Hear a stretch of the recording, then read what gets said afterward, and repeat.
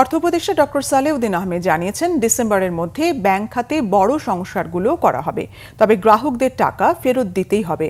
রাজধানীতে SME foundation ERF media award অনুষ্ঠানে অর্থ উপদেষ্টা আরও জানিয়েছেন, অর্থের অপচয় হতে দেবে না অন্তর্বর্তী সরকার। এনবিআর এর বিষয়টি IMF-কে অবহিত করা হয়েছে বলেও জানান তিনি। গোলাম মইনুল হাসানের রিপোর্ট।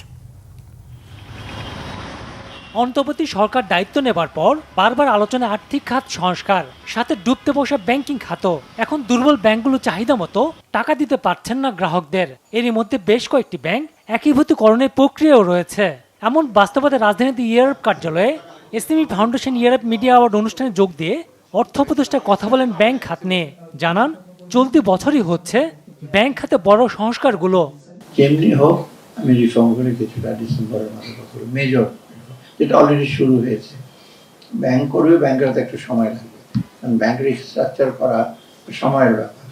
মানে দুর্বল ব্যাংক কী করবে এগুলো, এবং অ্যাসেটগুলো কী করবে। আরেকটা জিনিস হলো ব্যাংকের প্রবলেম হচ্ছে যারা ডিপোজিটার তাদের টাকা দিতেই হবে, এটা হলো ফার্স্ট প্রিন্সিপাল, এটা ফেরত দিতে হবে।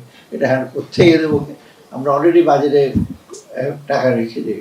অর্থ উপদেষ্টা বলেন, ব্যাংক কর্মকর্তা বাদ বিচার করে লোন দেন না, এ কারণে ব্যাংক খাতে এত বেশি খেলাপি।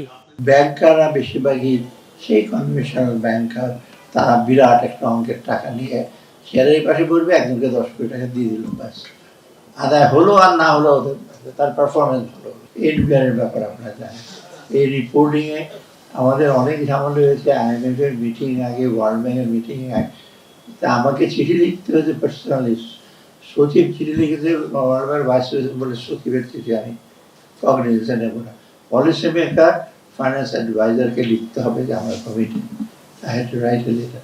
অনুষ্ঠানে এসএমই ফাউন্ডেশনের চেয়ারপারসন মুশফিকুর রহমান বলেন, টেকসই উন্নয়নের জন্য এসএমই খাতে পর্যাপ্ত বরাদ্দ প্রয়োজন। 21টা পার্টনার ব্যাংকের থ্রুতে এই লোনগুলি ডিসবার্স করি এবং সবার কিন্তু similar experience, 99% plus recovery rate.